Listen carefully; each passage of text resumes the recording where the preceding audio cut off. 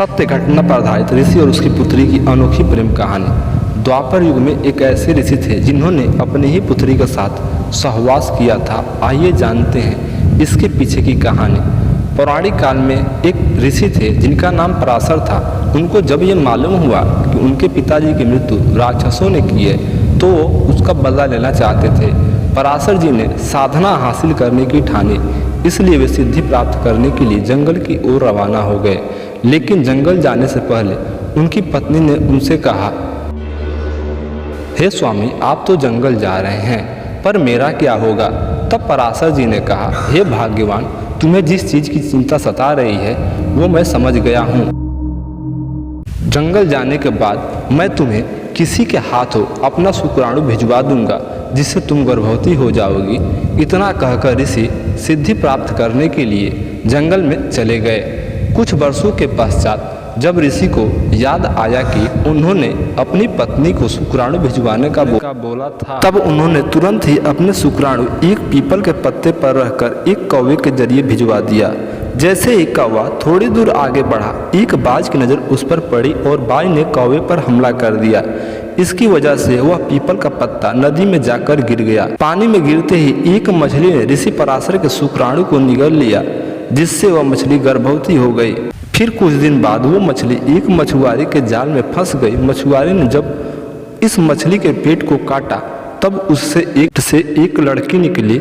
क्योंकि वह लड़की मछली के पेट से निकली थी, इस वजह से उस लड़की के शरीर से हमेशा मछली की महक आती और इसी कारण से मछुआरे में इस लड़की का नाम मत्स्यगंधा रखा। कुछ सालों बाद जब ऋषि पराशर घर लौट रहे थे तब उन्होंने यमुना नदी पार करने के लिए एक मछुआरे की जरूरत हुई और वो उसी मछुआरे के पास पहुंचे जो उनकी पुत्री का लालन पालन कर रहा था।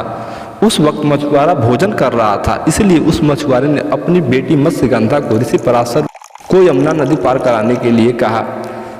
पिता की आज्ञा पाकर मत्स्यगंधा ऋषि को नाव में बैठाकर नदी पार कराने लगी। इधर ऋषि पराशर उस मत्स्यगंधा की सुंदरता और यौवन पर मोहित हो गए और उसे संबंध बनाना चाहते थे। बीच यमुना नदी में ऋषि पराशर ने उस कन्या से कहा कि मैं तुमसे प्रेम बनाना चाहता हूँ, लेकिन उस कन्या ने ऋषि को यह कहकर मना कर दिया कि शादी से पहले किसी के साथ संबंध बनाना अपराध है।